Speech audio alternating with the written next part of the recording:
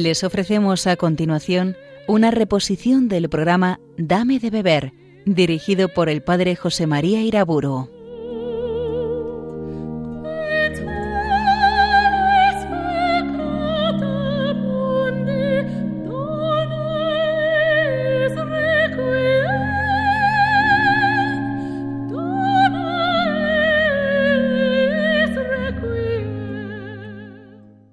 En el nombre del Padre, del Hijo y del Espíritu Santo. Al Espíritu Santo precisamente le pido ayuda para hablar en esta conferencia de la Santísima Virgen María. Y a ella también le pido su intercesión. Hay una antífona en la liturgia latina que dice Dignare me laudare te, Virgo Sacrata, que se traduce Concédeme, Virgen María, poder alabarte. En el marco de estas conferencias sobre la espiritualidad cristiana, no intentaré, por supuesto, hacer la síntesis de un pequeño tratado de Mariología. Más bien quiero hablar de el lugar que en la espiritualidad cristiana tiene la devoción a la Santa Madre de Cristo, Madre nuestra. No cabe duda que en la espiritualidad cristiana esta condición de María como Madre nuestra tiene una importancia decisiva. Por eso quiero partir de aquella escena conmovedora del Calvario.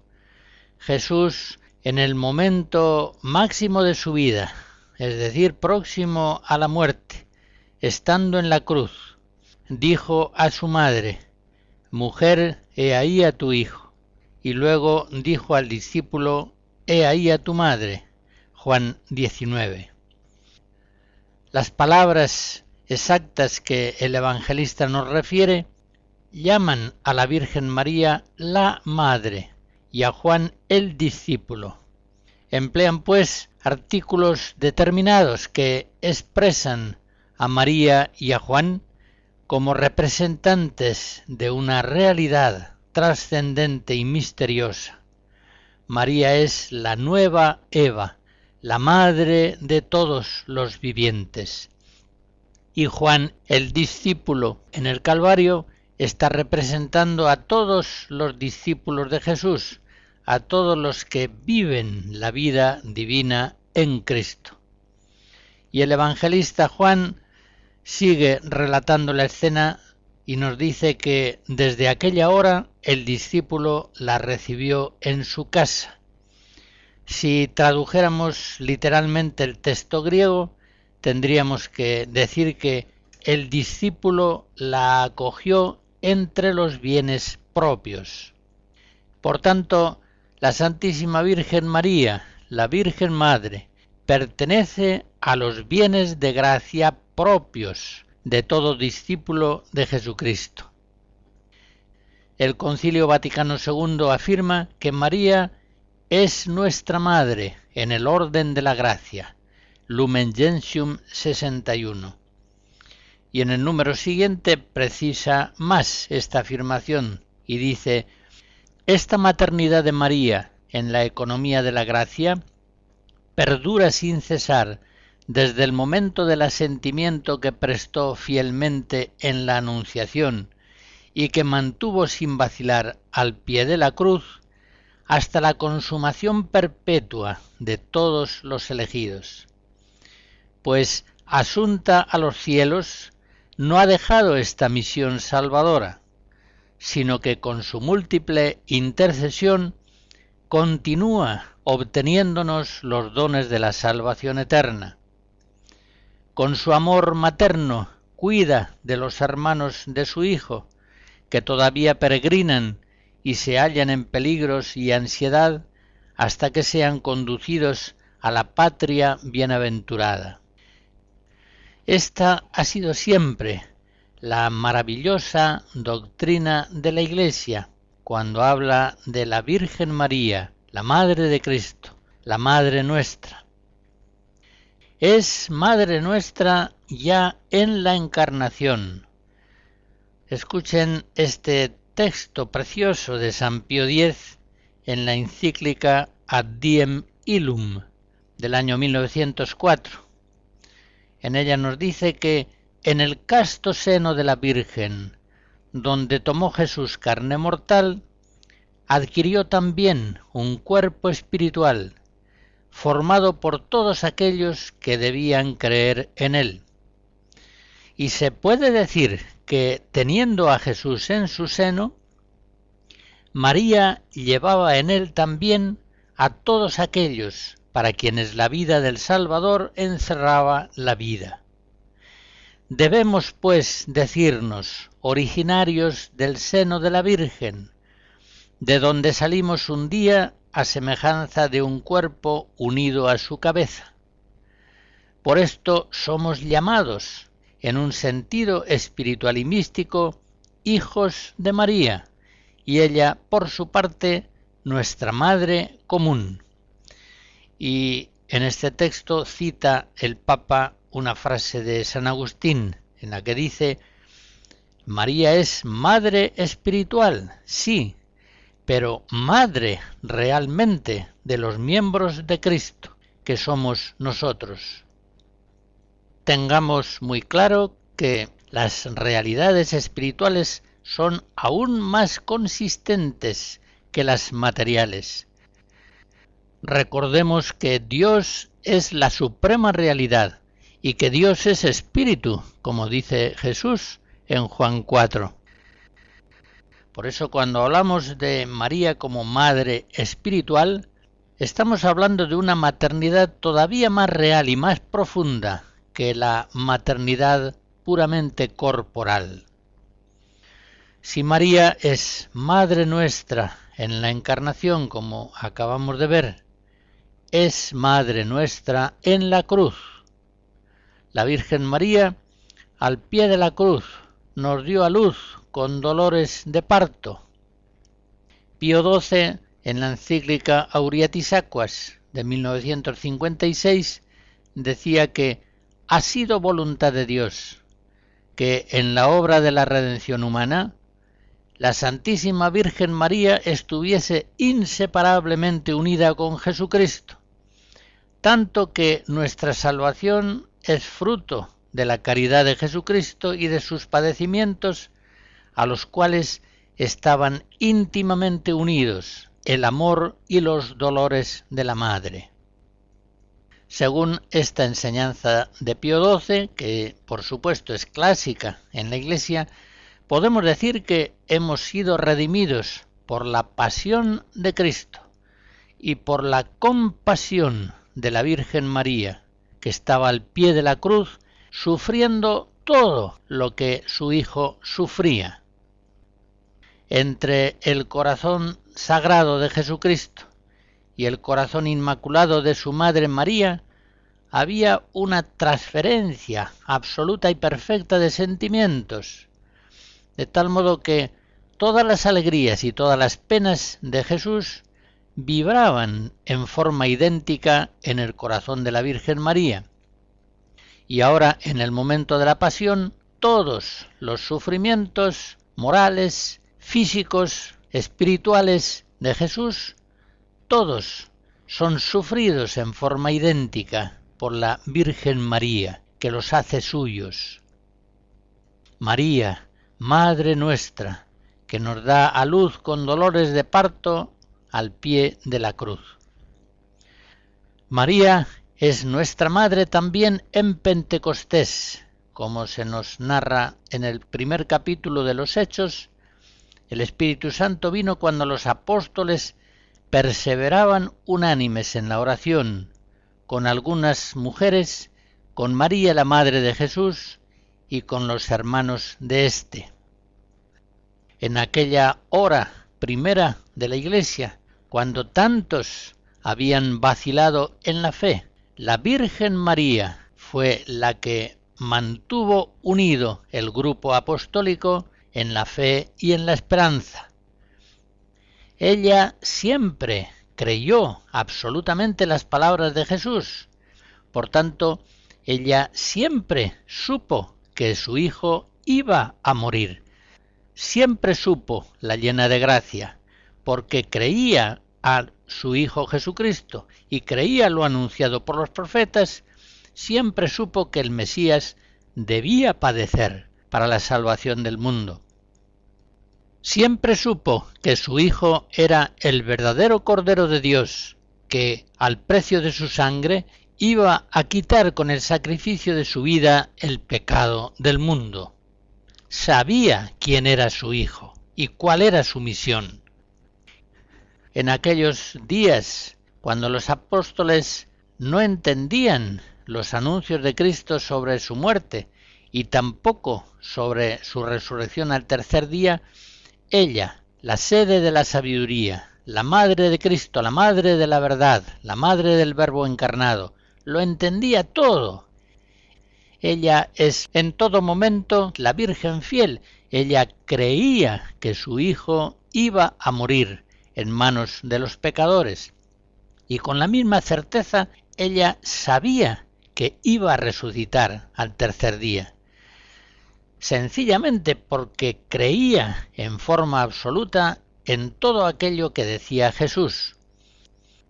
Con razón, Isabel le dice a la Virgen: «Bienaventurada tú que has creído, que se cumplirá lo que se te ha dicho de parte del Señor». Pero volvamos al momento de Pentecostés. En el momento del nacimiento de la Iglesia, María, la Madre de Jesús, está presidiendo aquella primera asamblea eclesial. Ella es la Madre de la Iglesia. Y María es Madre nuestra, asunta en el cielo. Pablo VI, en ocasión muy solemne, concretamente en el Credo del Pueblo de Dios, en 1968, enseña que María continúa en el cielo ejercitando su oficio maternal con respecto a los miembros de Cristo, por el que contribuye a engendrar y aumentar la vida divina de cada una de las almas de los hombres redimidos. María, nuestra Madre, asunta en cuerpo y alma a los cielos, no se ha olvidado de nosotros, no está jubilada de su oficio maternal, sino que lo sigue ejerciendo permanentemente. Si la carta a los Hebreos nos dice que Cristo, ascendido a la derecha del Padre, vive siempre para interceder por nosotros, eso mismo hemos de decir de la Virgen María, asunta a los cielos, a la derecha de Cristo, como reina del cielo y de la tierra, vive siempre para interceder por nosotros, ejercitando de este modo, con solicitud maternal, una omnipotencia suplicante en favor de nosotros, sus hijos. Ella ruega siempre por nosotros, ruega por nosotros pecadores, ahora y en la hora de nuestra muerte. María, pues, Madre nuestra, ya en la encarnación del Verbo, Madre nuestra al pie de la cruz, Madre nuestra en Pentecostés, Madre nuestra ascendida al cielo, ya desde antiguo recibía de los padres con toda razón el nombre de Nueva Eva, pues ella, como la primera y mucho mejor que la primera Eva, ella es la madre de todos los vivientes. Génesis 3. Muchas veces encontramos en la tradición de la Iglesia aquella afirmación en la que se dice que no es posible tener a Dios por Padre sin tener a María por Madre. Grande fue, al finalizar la tercera etapa del Concilio Vaticano II, grande fue el gozo del pueblo cristiano cuando Pablo VI solemnemente proclamó a María como Madre de la Iglesia, es decir, Madre de todo el pueblo de Dios, tanto de los fieles como de los pastores.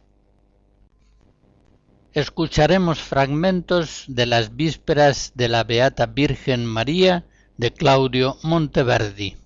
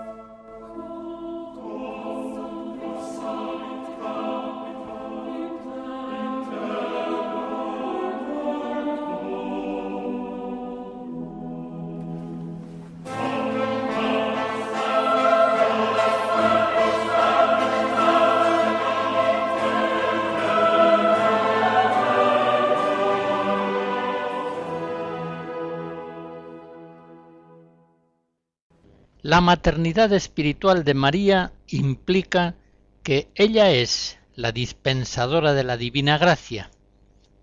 Como dice el concilio en la Lumen Gentium 60, Jesucristo ciertamente es el único mediador, pero María, con todo fundamento, es invocada en la Iglesia con los títulos de abogada, auxiliadora, socorro, mediadora. Y sigue diciendo el concilio, la mediación única del Redentor no excluye, sino que suscita en las criaturas diversas clases de cooperación, participada de la única fuente. La Iglesia, pues, no duda en confesar esta función subordinada de María, la experimenta continuamente y la recomienda a la piedad de los fieles, para que, apoyados en esta protección maternal, se unan con mayor intimidad al Mediador y Salvador. Lumen Gentium 62. Esta doctrina tiene también una tradición larga en la Iglesia. Me van a permitir que lea unos cuantos documentos sumamente elocuentes al respecto. Todos ellos ven a María como Madre de la Divina Gracia, como administradora, como dispensadora de las gracias de su Hijo Jesucristo. Ya en el año 1748, en la bula Gloriose Domine, el Papa Benedicto XIV dice que la Virgen es como un río celestial, por el que descienden las corrientes de todos los dones de las gracias a los corazones de los mortales. León XIII, en una forma aún más explícita, en una carta apostólica de 1891, Optime Quidem, enseña que nada en absoluto de aquel inmenso tesoro de todas las gracias que consiguió el Señor, nada se nos da a nosotros sino por María, pues así lo quiso Dios. San Pío X, en 1904, en la encíclica que ya he citado, Ad Diem Illum, dice que María junto a la cruz mereció ser la dispensadora de todos los tesoros que Jesús nos conquistó con su muerte y con su sangre. La fuente, por tanto, es Jesucristo, pero María, como bien señala San Bernardo, es el acueducto.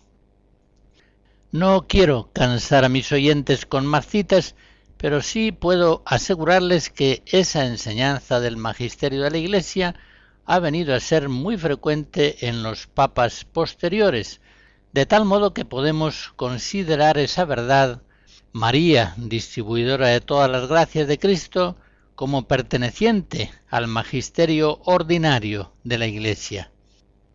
Pablo VI confesaba en una encíclica de 1965, Mense Maio, que el Señor hizo a María administradora y dispensadora generosa de los tesoros de su misericordia. Ya ven, pues, ustedes que se trata de una doctrina consolidada en la tradición de la Iglesia en los últimos siglos. María, Madre de la Divina Gracia, dispensadora de todas las gracias ganadas por Cristo. Una enseñanza tan reiterada en la Iglesia, en documentos importantes, ha de considerarse como una doctrina de fe. Ciertamente, María es para todos los hombres la dispensadora de todas las gracias.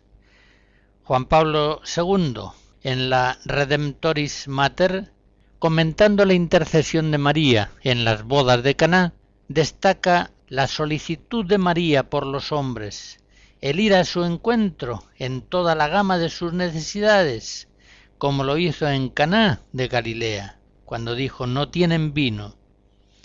Se da una mediación, dice el Papa. María se pone entre su Hijo y los hombres en la realidad de sus privaciones, indigencias y sufrimientos. Se pone en medio, o sea, hace de mediadora, no como una persona extraña, sino en su papel de madre, consciente de que, como tal, puede más bien tiene derecho de hacer presente al Hijo las necesidades de los hombres. Su mediación, por lo tanto, tiene un carácter de intercesión.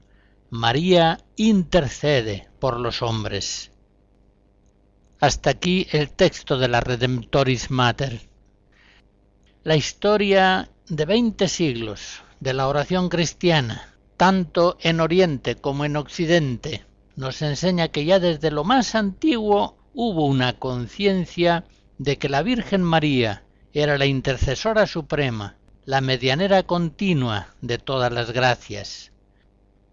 Por ejemplo, aquella oración, la más antigua de las oraciones a la Virgen universalizadas en la Iglesia, bajo tu amparo nos acogemos, Santa Madre de Dios, ya está poniendo de relieve esta confianza de los hijos en la intercesión solícita y protectora de la Madre. Con unas y otras oraciones, todas las generaciones cristianas han dicho una y otra vez: Santa María, Madre de Dios, ruega por nosotros.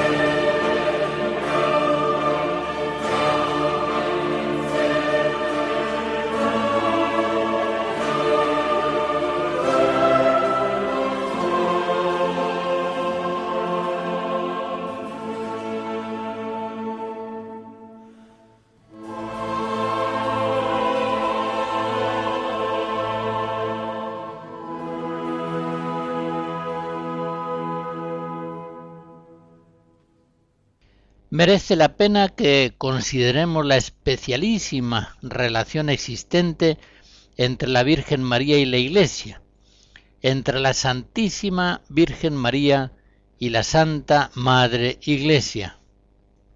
El Concilio Vaticano II, en la Lumen Gentium 63, afirma que la Virgen Santísima está íntimamente unida con la Iglesia. Como ya enseñó San Ambrosio, la Madre de Dios es tipo de la Iglesia, en el orden de la fe, de la caridad y de la unión perfecta con Cristo.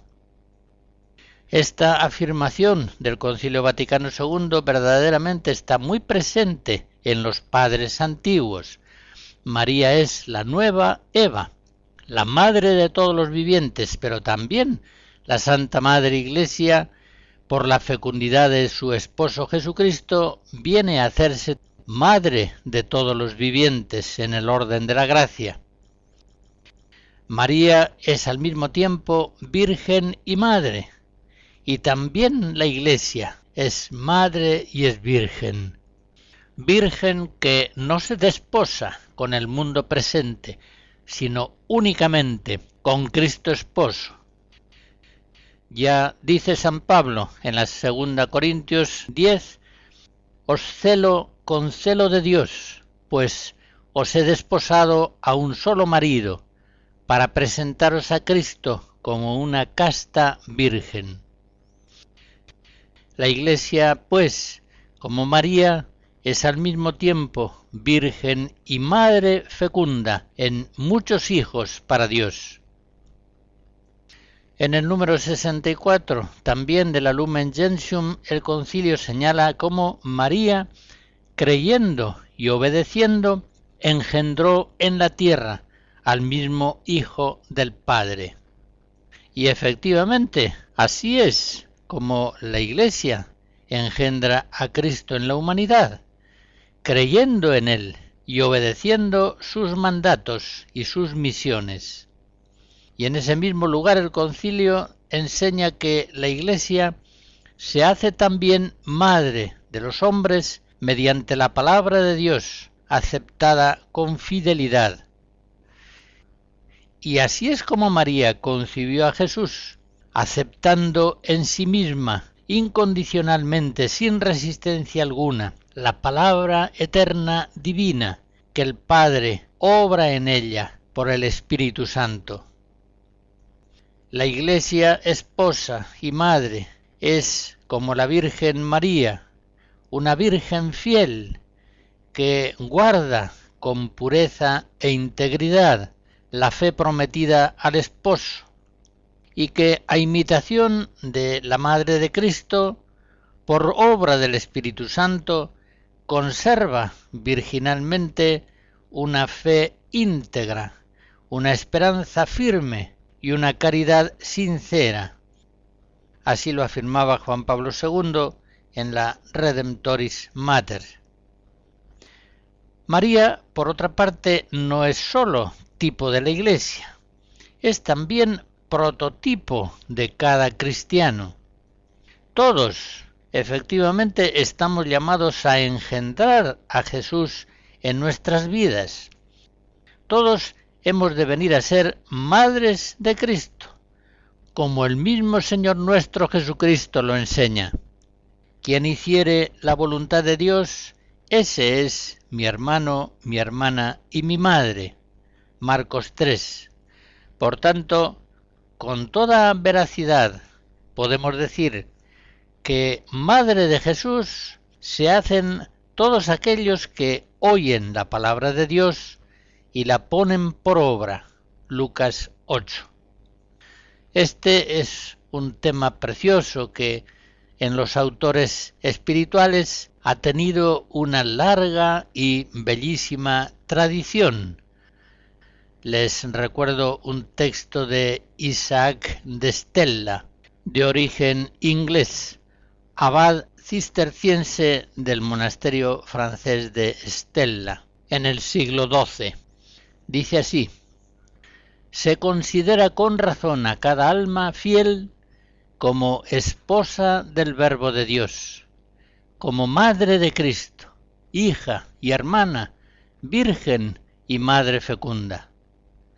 Todo lo cual la misma sabiduría de Dios, que es el Verbo del Padre, lo dice universalmente de la Iglesia, especialmente de María y singularmente de cada una de las almas fieles. Hasta aquí el beato Isaac. Así es verdaderamente la maravilla de la gracia. La Virgen Santísima es la Madre del Verbo encarnado.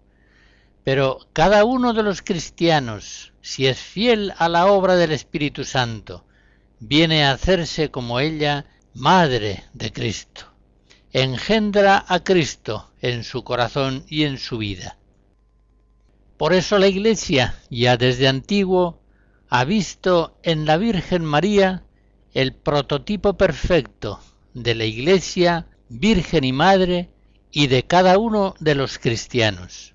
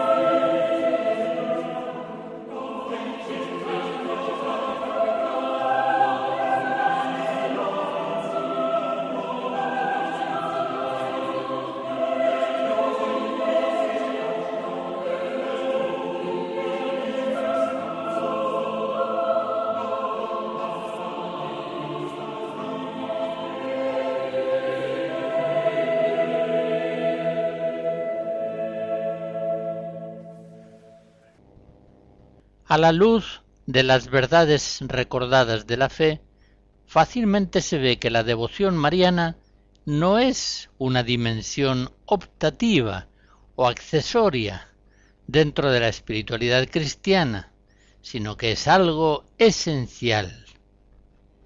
De tal modo quiso Dios que la Virgen María estuviera unida a la generación del Verbo encarnado y al desarrollo de toda su misión redentora, que ya no es posible a los cristianos amar a Jesucristo sin tener un amor inmenso hacia su Santa Madre, que Él nos entregó como Madre nuestra propia. Me fijaré pues ahora en algunos de los rasgos fundamentales de la devoción cristiana a la Virgen María. En primer lugar, el amor a la Virgen María es evidentemente el rasgo fundamental de tal devoción. ¿Cuál habrá de ser el amor de los cristianos a María, la Madre del Redentor, la Madre nuestra? Como ustedes saben, algunos hay que temen en este punto caer en ciertos excesos. Pueden darse, sin duda, excesos devocionales. Imagínense un sacerdote que celebrase la misa de la Virgen todos los días del año. Pero en un sentido más profundo puede decirse que en la devoción a la Virgen María no puede haber exceso, porque la devoción a la Virgen María es amor a ella y nunca le amaremos suficientemente. En la devoción, en el amor a la Virgen María, hemos de tener, como en todo, a Jesucristo como modelo definitivo. En Él hallamos la norma exacta. Tratemos, pues, de amar a María como Cristo la amó, como Cristo la ama. Esa es la clave de una verdadera devoción a la Virgen María. Nosotros los cristianos estamos llamados a participar de todo lo que está en el corazón de Cristo. Recordemos aquello de San Pablo en Filipenses 2, tened los mismos sentimientos que tuvo Cristo Jesús. Por tanto, hemos de hacer nuestro el amor de Cristo al Padre, su obediencia, su amor a los hombres, su oración, su alegría, sus trabajos, su cruz, todo. Pues bien, igualmente hemos de hacer nuestro el amor de Cristo a su Madre, María, que es nuestra Madre. Ese es el verdadero límite de nuestro amor a la Virgen, que no debemos sobrepasar. Ya se entiende, por tanto, que no hay peligro alguno de exceso en nuestro amor a la Virgen. Nunca le amaremos más que lo que le ama Jesucristo. Como antes decía, puede haber manifestaciones devocionales hacia la Virgen María que sean inconvenientes, que sean excesivas.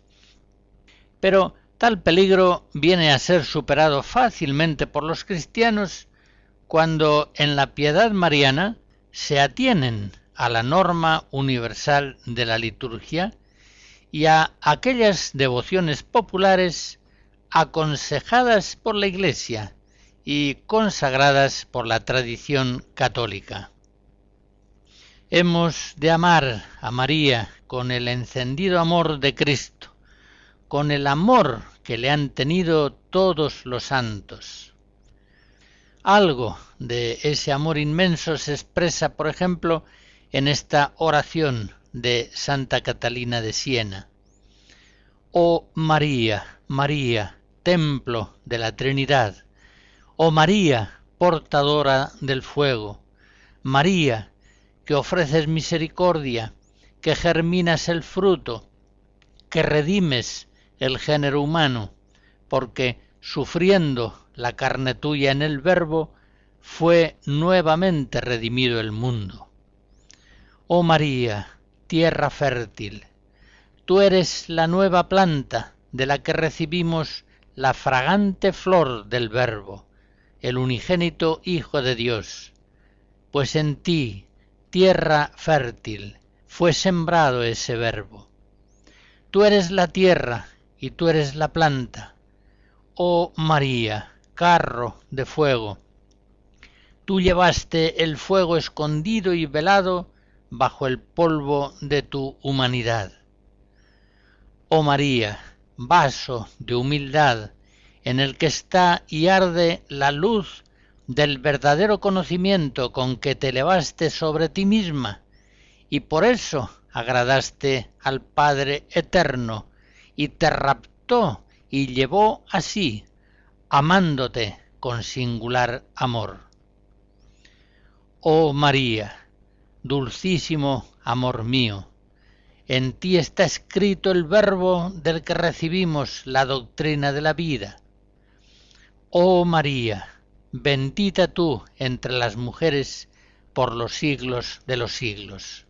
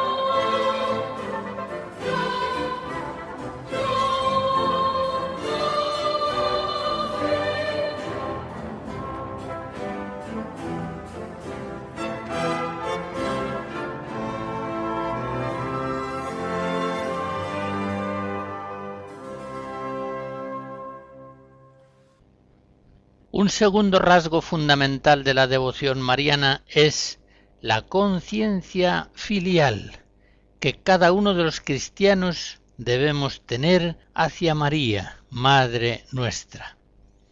Si ella es nuestra Madre y nosotros somos sus hijos, lo mejor será que nos demos cuenta de ello y que vivamos las consecuencias de esa feliz relación nuestra filial con ella.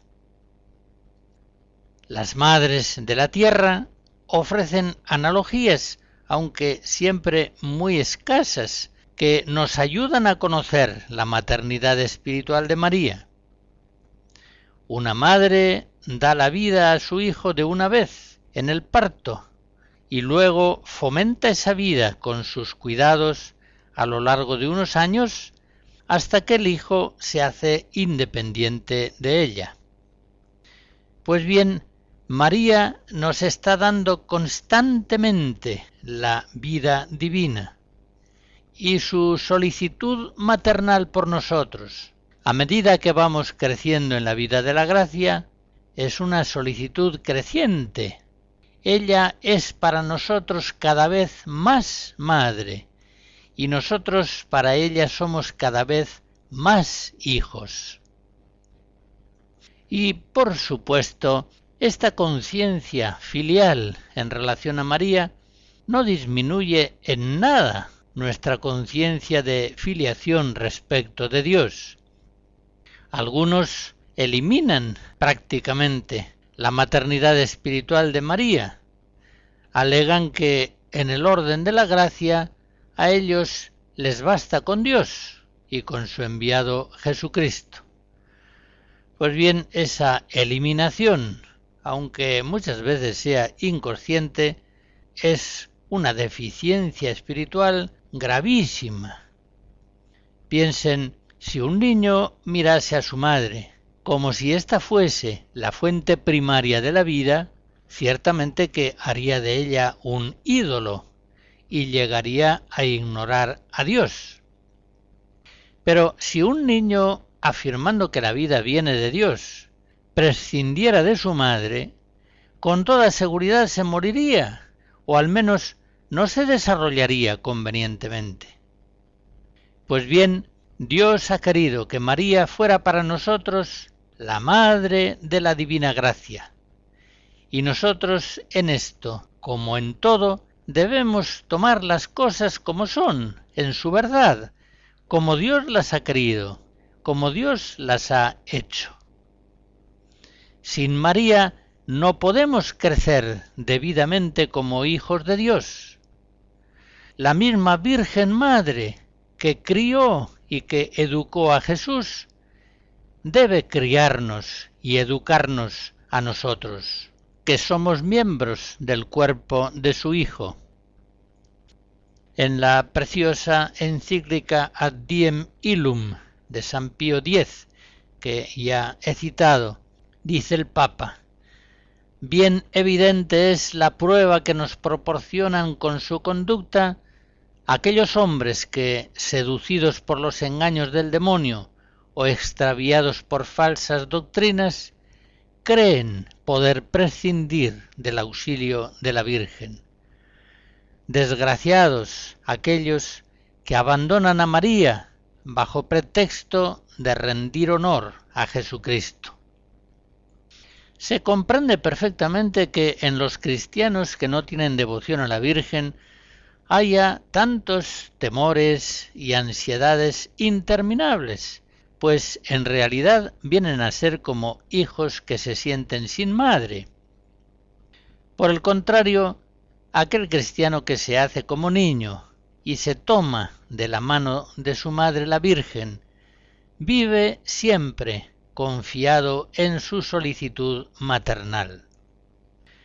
La más antigua oración conocida a María, al menos de las oraciones a María que se universalizaron en la Iglesia, expresa ya esa confianza filial ilimitada.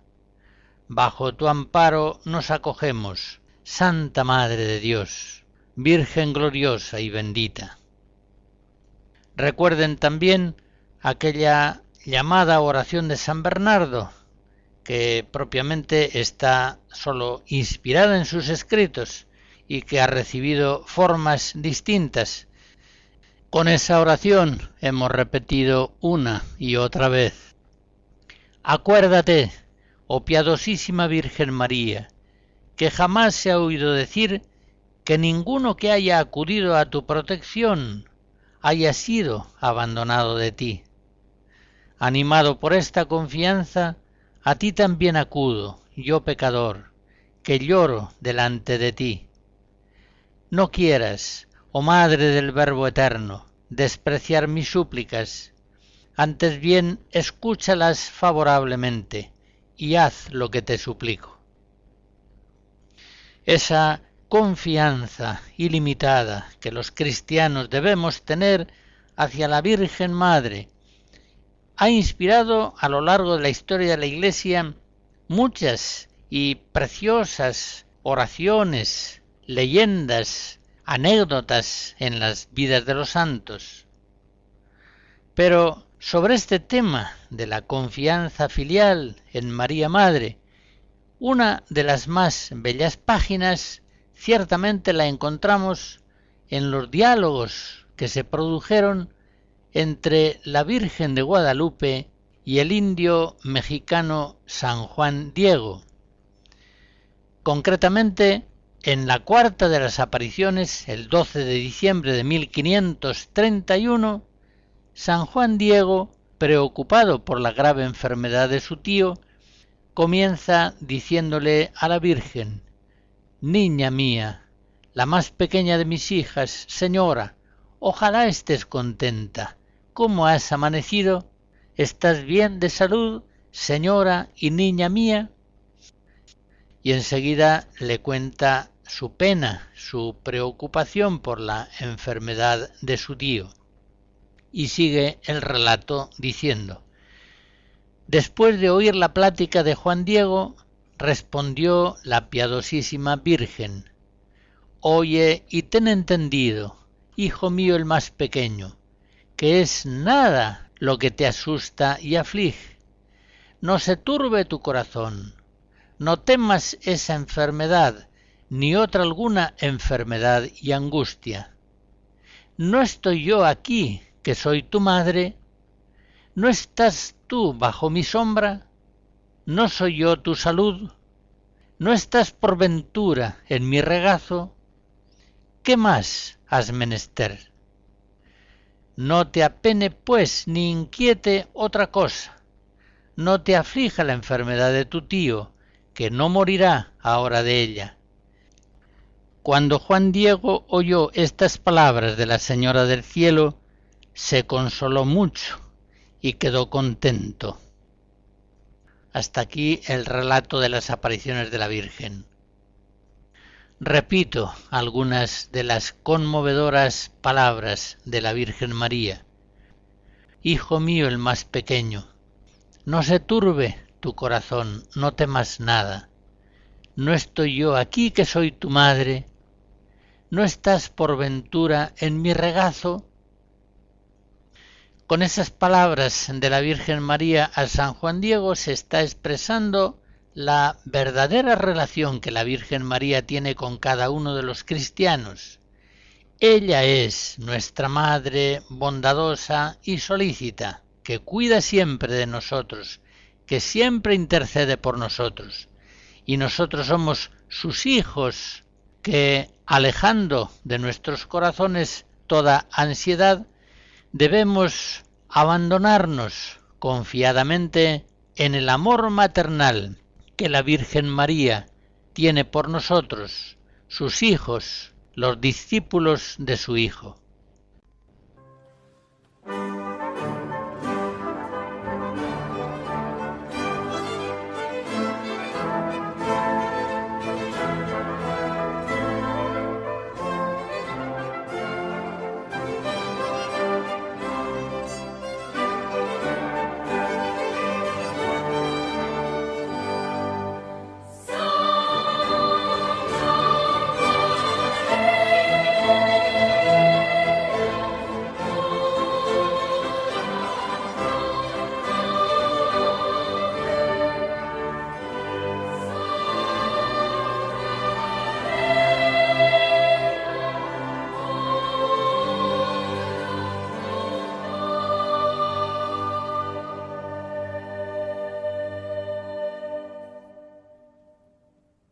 En esta conferencia he hablado de la Santísima Virgen María como Madre nuestra, como medianera, distribuidora de todas las gracias que recibimos de Dios, como prototipo de la Iglesia, Virgen y Madre, y prototipo también de cada uno de los cristianos.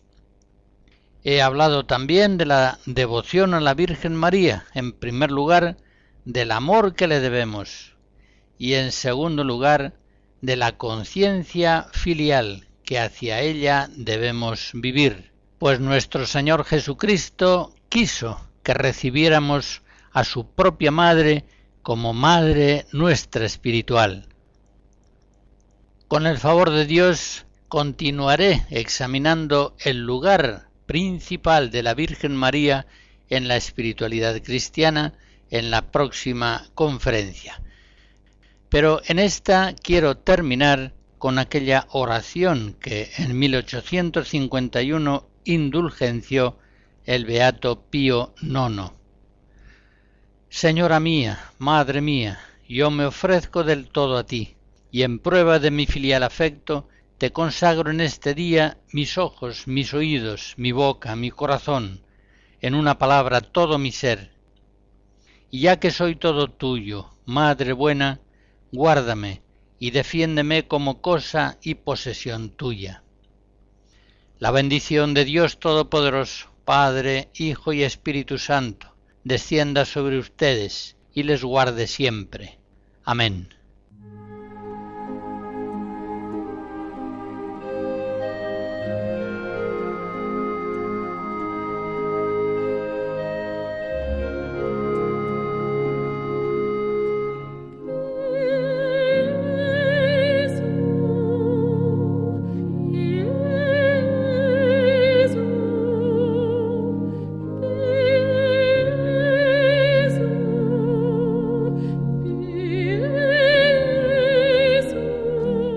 Han escuchado en Radio María una reposición del programa Dame de beber, dirigido por el padre José María Iraburu.